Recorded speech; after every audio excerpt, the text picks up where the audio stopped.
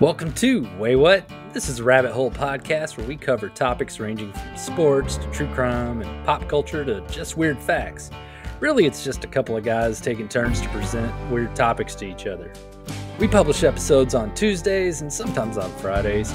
You can watch us on YouTube and listen pretty much anywhere you listen to podcasts. It's Spotify, Apple Podcasts, iHeartRadio, Pandora, just wherever. We're probably there. We really appreciate you joining us for this episode. And now that we got all this self-promotion stuff out of the way, here we go. Why, hello there. My name is Jason, and today I am joining you sockless, so I can show off my conjoined toes as I bring you another topic that made me say, "Wait, what?" Joining me, shaking his head in disappointment at what I just said. No, Darrell. disgust. Disgust. There's a difference. Remember the first time I ever saw you without your socks on? It's in 4th grade. We were tracing our feet for class and found your funky, disgusting, gross-ass, duck-footed ass web It was discriminatory. Discriminatory. Yeah, you deserve to be discriminated against. You're disgusting, you mutant freak. Yeah, well, yes. I do have 2 sets of conjoined toes on each foot. The piggy that stayed home, they're conjoined. No, they're webbed. Okay, webbed, conjoined, whatever. The piggy that stayed home and the piggy that had roast beef are joined together, about 3/4 to halfway up. And, and before you ask, this has no way helped me become a better swimmer. Heard that joke my entire life. Come on, people. Anyway, this wasn't just me with the weird toes. It was a family genetic trait. My dad and all 3 of his sisters each had the same conjoined toes. Inbreeding does a lot. Yeah, our family tree's just straight up. Yeah, there's no family branches. Stick. Family broomstick. Oh well. Anyway, each of their firstborn, including myself, was also born with this genetic oddity. There's a picture of all of us with just our feet somewhere out there. If I could find it, I could probably make a few $1 million submitting it to a foot fetish site. Regardless, it is an oddity of the body, but one that can be easily explained by genetics. Wait, hold on.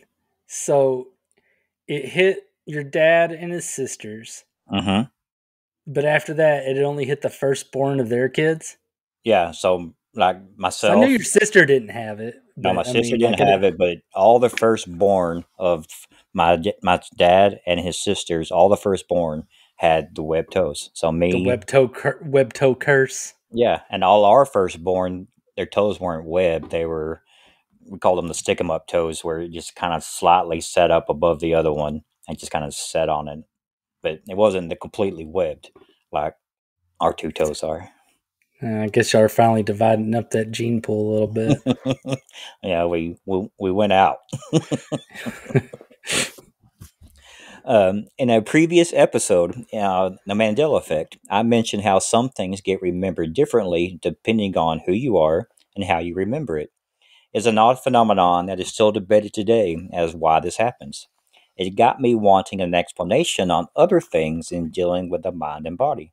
So over a course of a couple months, I made a list of things that happened naturally, and I wanted to know why it was happening.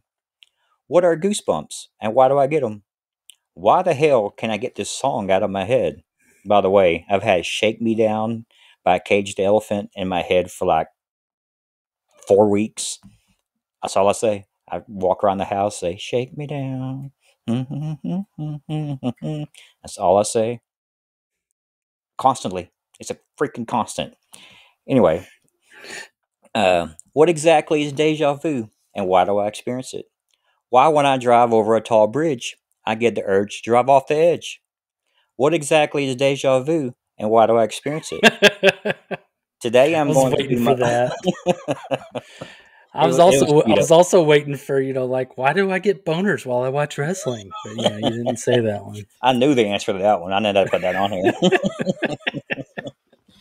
Well, I'm going to do my best to answer some of these questions that had me saying, "Wait, what?"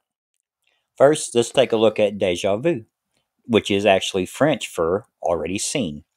In the Mm. simplest terms possible, deja vu describes that fascinating and strange experience where you feel that something is very familiar, but you also know that this feeling of familiarity should not be as strong as it is.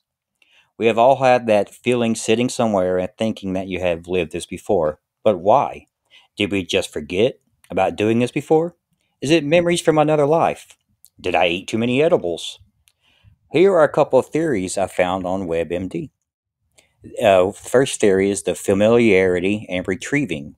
The parts of your brain that recognize familiar things and recall why they're familiar are supposed to work together. If you recognize something as familiar without the recall process kicking in to tell you where you recall it from, that may feel like deja vu. Encoding and retrieving. Think of encoding as input. Your brain is taking in information and processing it as memories. Retrieval is the opposite, playing information that's already been encoded.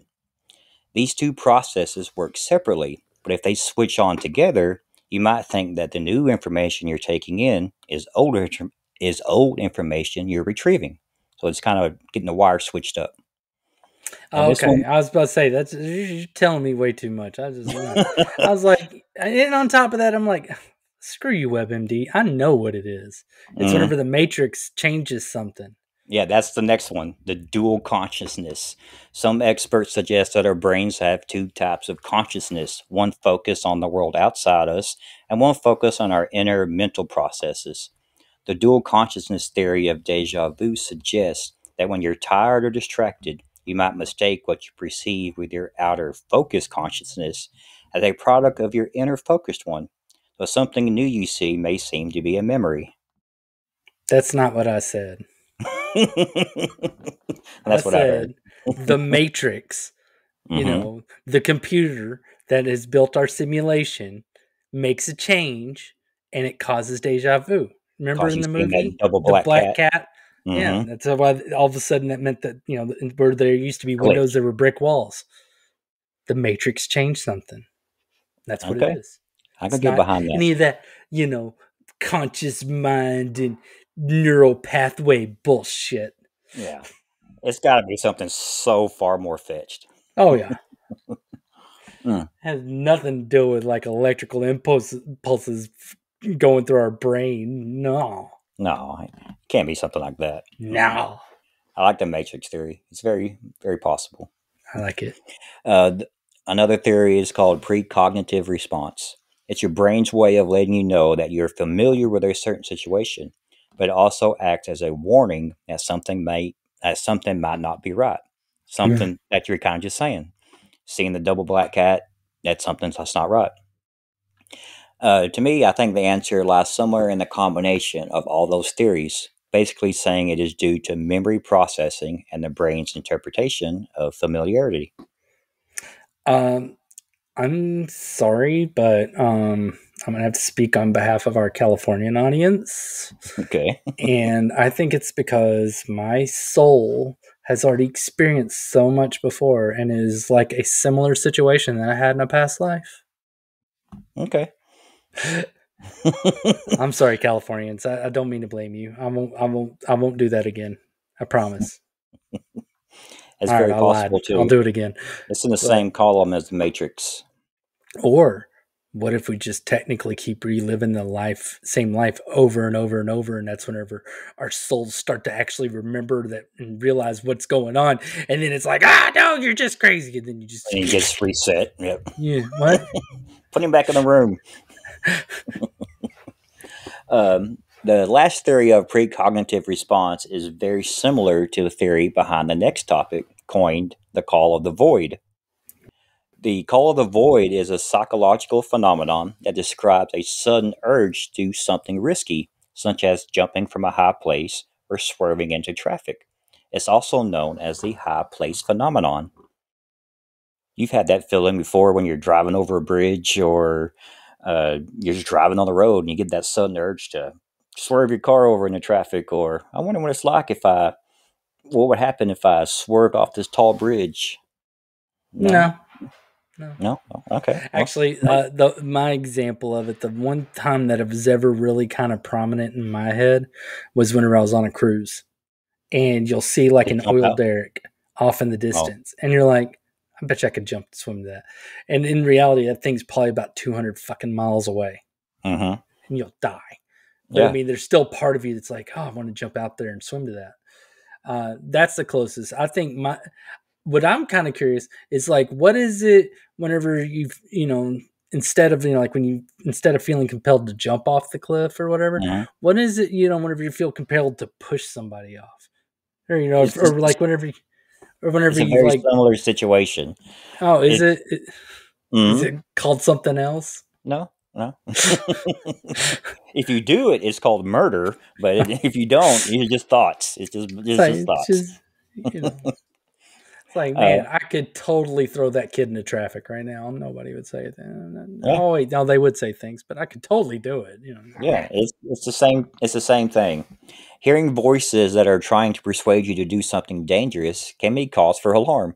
However, the call to void is a common experience and not a sign of insanity or a sign of you becoming a serial killer. Regardless, they are strange thoughts that could be disturbing. So, why do we have them, Donkey? Well, here are some theories for why this might be happening. One is survival mechanism. The brain might simulate potential outcomes to help us make better decisions. A safety alarm telling you to be careful, in a sense. Swerving into oncoming traffic, bad.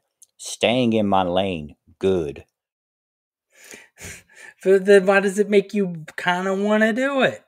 It makes you realize the danger of if you do it and you what's going to happen, but it makes you kind of call to it. Like, I what would mean, I don't happen know. if I just swerved onto traffic real quick? But you realize I would hit this car and mass catastrophe would But happen. the fact You stay in is your that lane. desire to do it is still there, and that's the weird part. Is It that is the weird even for part. that moment that you want to do it? Yeah. When you're driving over a bridge, or like you said, when you're standing next to somebody who's over a flight of stairs or just on a high place, you're just like, what would happen if I just shoved them real quick? Just give them a little shove, or like just anything, or like on a cruise ship, jumping into the water. It's those weird thoughts that you that just pop into your head that Yeah. you can't understand why Yeah, you would do it. I could totally kidnap that lady and then keep her in a hole in my backyard and maybe feed her every once in a while and keep her as a pet for like, I'm pretty sure make it last for a few years until she finally gets, like on my bad side and then, I kind of snap a little bit and, Mhm. maybe I just smack her around a little bit, but then, we make up, everything's better, Stockholm syndrome sets in, and the next thing you know, I have a lifelong pet, Yeah, right? something like that. Yeah, Okay. you're pretty close. You're pretty close. Okay, good. Being Uh, sane is fun. yeah. The other thing was curiosity. The human mind has a fascination. A fascination with the forbidden or the taboo. We have all said, "I wonder what will happen if I." Fill in the blank with any verb you choose. Just like we were saying, I wonder what if I push this person, or if I swerve my car, or if I jump. Just remember the saying, curiosity killed the cat. Yeah. Kind of like that time I got pulled over and the cops were frisking all of us, and you're like, what if I just run? Exactly. No. Oh, man. I've thought about that story quite often. I'll have to tell it someday. It would be a good story to tell. Excuse me, it's illegal. It's a pretty Uh, low level crime. I've already emailed Leroy. It's your turn. Although I was the one driving, but you were one of the people that shouted that out the window and got the attention, though. Yes, we So weren't shouting at cops. We were shouting at women who thought they were. don't say You women. Don't say women. They weren't women. okay, girls. When we were 16 years old, Mm-hmm. thinking they were rebuffing our I charm. didn't. I was just driving. Well, Anyway, I did, I, and I apologize for it. honestly, I think the story fizzles out too much to where it'd be a really good one to email him on that. I've thought about that one too, but then again, even the story that he did of mine, anyways, is still kind of has like a lackluster ending because we have our strong suspicions of, and if you people want to understand that, go and listen. Excuse me, that's illegal because I'm not going to tell you the story here. It's on somebody else's podcast. Go listen to it there. But He tells the story well. Yeah, we the the ending on that one kind of sucks. It's going to be one of those just unsolved mysteries for all time, I think. Well, I know who did it, and you know who did it, but that's a kind of like how we know the CIA helped kill Kennedy. I mean, what good does it do us? All right. Very true. All right. The next thing I wrote down was earworms. An earworm, also known as stuck song syndrome, is defined as a catchy piece of music or saying that gets stuck in your head and repeats uncontrollably. We have all been there. You hear that one song 2 weeks ago, and pieces of it continue to play in your head. You have heard numerous songs since, but why does your brain play this on a loop? This phenomenon has actually been studied, so besides the mind being a prick, as discussed prior, here are some reasons as to why this happens. According to the research conducted by Dr. Kelly Jakubowski at Durham University, stated that music that is fast, quiet, generic, and has an easy-to-remember melody is more likely to become an earworm. Once again, see the song Shake Me Down. He says the same thing over and over again. That's all I freaking repeat. He explains further, the doctor explains further, our findings show that you can, to some extent, predict which songs are going to get stuck in people's heads based on the song's melodic content. The study also found that earworms were more likely to surface when someone was doing an activity that didn't require more brain power, such as having a shower or doing chores, or driving home from work, or just watching brain-numbing television. Now, the most important question, how in the hell do you get rid of it? Well, you can listen to the whole of the song or piece that's stuck in your head. You can try to distract yourself with another song, or you can ignore it. I do not agree with ignoring it. Just like an itch, the longer you ignore it, the greater it grows. Your best bet is to listen to the full song and just get it out of your system. I'm talking about putting a song on, cranking it up to 11, and just singing your heart out until you get sick of the song. That's the only way you can get rid of it. Yeah. And I have yet to get sick of this song, so that's why I can't get rid of mine. No, I agree. I think that's the best way. I've had to do that so many times. I'll even be in the middle, like hanging out with my wife or whatever. Be like, hold on, I got to listen to this song real fast, otherwise I'm gonna go insane. It's so stupid. And just to, I think just to really kind of, for audience participation on this. Hey Siri, play I Believe in a Thing Called Love. I hope that worked. That'd be cool if it did. What song gets stuck in your head a lot? Gosh. The only one I can think of lately is from Mulan. I'll make a man out of you. Be a man. That one. Well, I think earworms don't just exist with songs. It could be just, funny little phrases or something here off a television show. You ever watch the show Barter Kings? No. There was a guy, he had Tourette's, and he always would say, "Shabam, shabam," and I would just walk around the house and be like, "Shabam," and just say it all day long. I keep hearing him saying it over and over. It's very similar. I don't know how to get rid of it. It's very strange. Yeah, no, that's just you there, buddy. Maybe it has to do with me, where I work and how I work, and I kind of listen just to the news in the background, and I don't doing much talking. I'm just working and listening, so my mind's always rummaging over useless information such as song lyrics.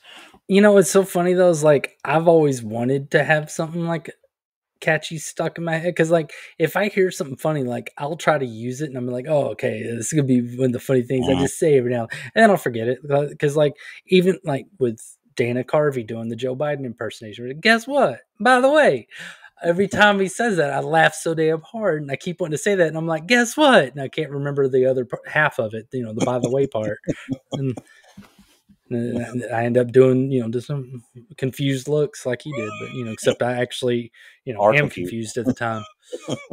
So guess what? And by the way, All right, another one I wrote down was goosebumps. Another body oddity that we all get happens so often.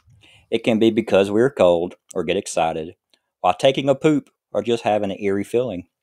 What I'm referring to is goosebumps, also known as pilo erections. yeah. I know, right? I wrote that. I'm like, really? That's what it really is called? I'm like, huh? It's a real word, pilo erections. The first reason we get them is because it's cold. Duh. We get all the chills and wrap our arms around ourselves. You notice your arm hair sticking out like someone just rubbed you with a balloon. The reason for this is actually quite simple.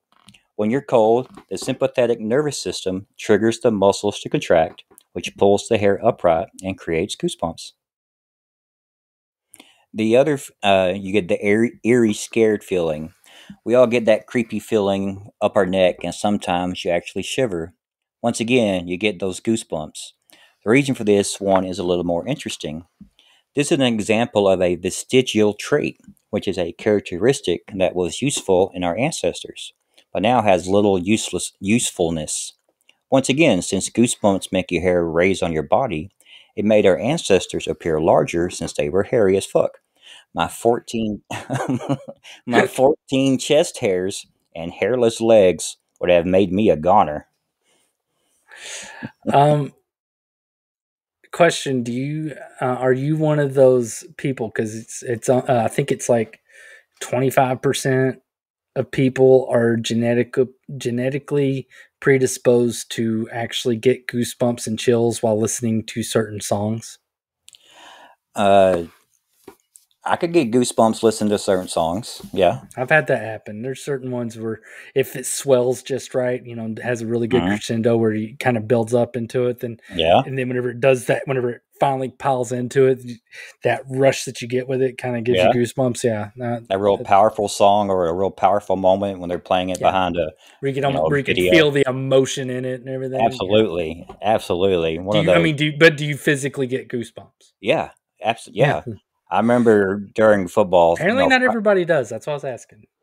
Yeah, no, it was actually one of the reasons given on why you get goosebumps is to feel that, like you said, that feeling of adrenaline from the music. But thing is like I said, there's only so many people. I mean, I think there are fewer people genetically predispositioned to actually get goosebumps while listening to music. I remember on Friday nights before we played football, we all have to line up on the sidelines and listen to not the Pledge of Allegiance, but the National Anthem, and just sitting there staring at the flag and just waiting for them to blow the whistle to go. Man, I could feel my hair raising on my arms. I could feel it on the back of my neck. I would get so pumped up just by that moment and hearing that song, knowing we're about to go to battle or go to war in a football game, and it's got me really, really pumped. God, football's so gay. It made football gay. God. No, it got me in the zone. I was ready. And not the good gay with two guys fucking each other. Not that one. I mean it the other way. You said the good gay? Yeah. We had this discussion not that long ago. Oh, man. I don't understand. Being excited. I'm just saying. We've all heard good news and got that special tingle. Not the tingle you need medication ointment for, but that warm feeling tingle. Well, maybe. Oh, we might need ointment for that too. Well, anyways, the excited goosebumps are caused by an adrenaline rush, which causes your muscles to contract. Basically, when you are experiencing extreme emotions, just like we were talking about, the muscles under your skin become more electrically active. Kind of like what you were just saying. Interesting. Yeah. And my favorite reason why we get goosebumps is when we poop. And this is actually a scientific thing. Just hear Okay. me out. I'm, Just I'm, hear me I'm, out. I'm listening. All right. You People. let's see how else your butthole affects your life. We know that you get it tickled while you're driving. Mm-hmm. So, now we're gonna find out how your butthole affects the rest of your body. All right, come on. Everybody gets this, okay? People get goosebumps when they poop because of physical exertion of a bowel movement activates the sympathetic nervous system. The vagus nerve, which is part of the parasympathetic nervous system, is also stimulated during a bowel movement, which can cause goosebumps. It can also cause sweating, chills, lightheadedness, and intense relaxation. The vagus nerve runs from the. Go ahead. I was gonna say, well, I feel relieved to hear some of that because it's like, every now and then, whenever things are a little bit more work than usual in that department, and Uh-huh. you end up a little lightheaded afterwards, it made me feel like, oh my god, am I that fucking pathetic? Where just even taking a crap makes me like want to pass out there for a second, but I It's mean, all intertwined sometimes, together. and it's usually like those ones where you have to do like Lamaze to get out. Push, the ones Yeah, where you haven't had enough fiber in your diet or something. Those, You gotta yeah. grab the bottom of the toilet seat and just hope, just pray something comes out. No, it's there, and it's one way or the other. It's either you're gonna have to cram it back in, or you're gonna have the doctor pull it all the way out. One or the other, and that's what the purpose of the Lamaze is. It helps. I don't care what you say. You put your like legs in the air and you point your toes Mm-hmm. and just yeah. You actually take your feet off the floor and If it's point a your really toes. bad one, I have before. I won't lie. I now that they have squatty potties, that's not as necessary anymore. Oh But man, yeah, that's like a there were $1 million times that invention. no, yeah, no, there were times where I was just like, God, I wish my toilet had stirrups. But that was back before I was watching what I ate. And now my wife makes sure that I get all the appropriate dietary fiber and stuff. So now, and some of it was like whenever I'd go hunting, I'd be at the deer lease for like 4 days, and Mm-hmm. like little bitch me is like, ew, how smells, and I would just instead hold it for like 4 or 5 days straight. You Mm-hmm. know, really healthy stuff. And then, come back and it's like all just there, like, let me out now. It's like, no, you're too big. And it's all like, yeah, I know. Take it. Well, let me out, whatever. I can't remember. All I remember was pain and goosebumps and getting lightheaded and breathing heavy. And what was I I'm just, talking about? I'm just picturing you putting your legs up in a stall somewhere, Oh hoping. no! See, no, because I don't use public toilets for that. That is What? something you do, and no, that is something you do in the privacy of your own home, where it's nice and safe, and strangers can't hear it or smell it. Sometimes that thought or the feeling of having to go overwhelms the feeling of somebody's going to smell it or I see me. I don't th- care. there Watch. are times Watch it. I'm able to fight that off. I mean, I will be that guy that starts sweating and stuff because I'll be Mm-mm. like, I gotta get home, gotta get home, gotta Nope. get home, and because like it there are times I can get over it because, like, I will be honest, getting paid to poop is like the best. Oh yeah. But Half like, my day I spend in the bathroom. say where I currently work now, there's like somebody I know, their office is right outside the bathroom, and it is like the only bathroom there, and there's only two stalls, and whenever I go in there, people are gonna know I'm in there and that it's me, Uh-huh. and I can't cope with that. That's not all right. No, you got to have a No, poop floor. I You got need to to have. be You need a poop floor. well, yeah, and I need safety. I need safety and security. It's like my wife makes fun of me because I love her. I share everything with this woman, but whenever I go to the bathroom, the door is closed and locked. That's for I her safety, though. It is closed and it is locked. And if she's too close, then definitely the vent fan goes on to try to muffle the sounds. Because this is not a show for people. How long have we been talking about me pooping? For quite a bit. I'm letting you. Okay, I'm sorry. No, go ahead. No. This is freaking greatness.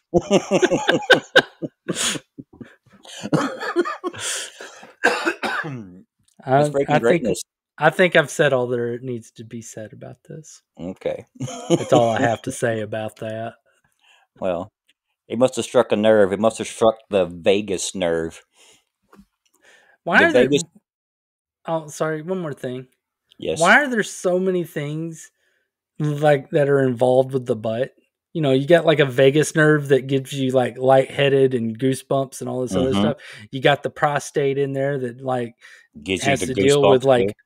Well, yeah, and has to deal with like weenie function. I don't understand why there's so many things that are just packed up in there. They need, you know, it's like, come on. Pun intended. Maybe. You got a point there. For something that deals with shit is pretty important to our health. Yeah, no, it's one of those. I mean, it's I'm not going to go into that. But yeah, it's just it seems like a bit of a design flaw. A little bit. I've heard it called. Who described it? I think it was on Forgetting Sarah Marshall, where he says, "Why would God put a playground next to a sewer system?" It's a design flaw. It doesn't make sense. I mean, the only thing I can think of is like all it lets me do is like anytime anybody quotes Leviticus about, you know, like God not liking gay people, which, you know, I guess he didn't in the Old Testament, but you know, that's what the New Testament's for. But but yeah, it'd be like, well then why did he put the playground? why is there nerves in the prostate there? Like, that's kind of mean. But like be like, hey, look, if a finger goes right here, look, that goes whoop, Don't touch it though. It's like, I thought you already did that apple thing. Don't do that again. No. Well, this vagus nerve, it runs from the brainstem to the rectum and plays a role in many bodily functions, including digestion, regulating your heart rate, and regulating blood pressure. When the vagus nerve is stimulated, it can send. Yeah. Talking about that finger. When that vagus nerve is stimulated, it can send signals of both strain and relief from passing stool to the brain. This can lead to feelings of excitement known as poo-phoria. Okay. On a side note, however, overstimulating the vagus nerve can cause a significant drop in blood pressure, which can lead to passing out on the potty. This is called triggering defecation. I had this word, syncope. Triggering defecation syncope. Now I've got something new to be afraid of whenever it comes to pooping. Great. So you can strain too hard and you can pass out. This is the thing. So when that lightheaded feeling you get when you are sitting on the pot and you're just straining and you feel lightheaded, that's because you're about to pass out. It's a real thing. Some people think that contributed to Elvis's death because he was on all those opiates and opiates constipate you. He did die on the shitter. So he did die on the shitter. He could have been straining and he could just died right there. Oh man. Yeah. Oh man. When I read that poo-phoria part, that was perfect. We've all had that feeling before when you sit there and finally get one out. You're like, oh, and you to get that shiver from the top of your head all the way to your feet. Oh yeah. Oh man. God. I've never had that guttural reaction at all. Oh dear God. Okay. Man, it's a great relief. Anyway, well, that will do it for this episode. What? Yeah. That's You're not doing pruny fingers? No, that's a good one to write down though. I know why you get pruny fingers though. Do you? Yes, your fingers do that so you can maintain grip. Technically, but it's not. It doesn't only just happen whenever they get wet. Dehydrated. There's other situations too, and it's also going to be an indication of potential brain tumors and brain damage. For wrinkly fingers or pruny fingers. Yeah, either not getting them in certain situations or getting them in certain situations. I don't know. You'll have to research that whenever you do a sequel to this someday. All right. Well, I'm writing down pruny fingers. Pruny fingers. All right. Well, let us know in the comments if your family has a unique genetic oddity. Let's hear about it. Maybe you'll have something cool. You have long earlobes. 3 nipples? 3 nipples. Long earlobes. 2 buttholes. 2 buttholes. Ooh. Double barrel action. I met a girl with double the female organs. You know, the female reproductive organ. She was doubled up. Like she had 2 uteruses or 2... Mm-hmm. 2 uteruses, 2 cervixes, all that. Yeah. So technically, she could carry 2 different babies from 2 different guys. Wow, that's opportunity. She's really nice. I liked her. She was cool. Why not? I bet double she was the pleasure, double the fun. Let us know if you have any genetic oddities in your family that might be unique or could top my web toes. Do you have 2 of the dangly things in the back of your throat? Oh yeah. Can you roll your tongue or do the little wrinkly thing with your tongue? Mm-hmm. Oh god, I think my wife can like twist hers like all the way over upside down. It's terrifying. What, her hand, her arm, or her tongue? Oh, yeah, flip her tongue over.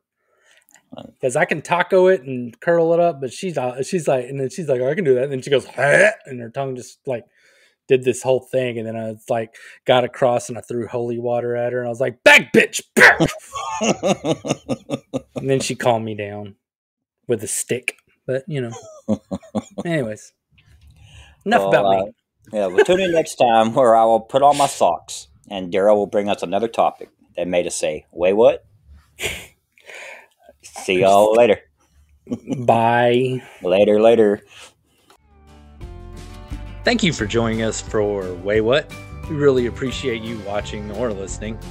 Please subscribe or follow us on your favorite platform to catch our latest episodes that we publish on Tuesdays and sometimes on Fridays. We'd love to hear from you, whether it's rating us on Spotify or Apple Podcasts, commenting on our videos or just a podcast episode, or following us and hitting us up on TikTok, Facebook, or X. You can find us there with our handle, Waywut Podcasts. That's WAYWUT Podcast. And that will do it for this episode. Join us next time. We'll make you say, Waywut.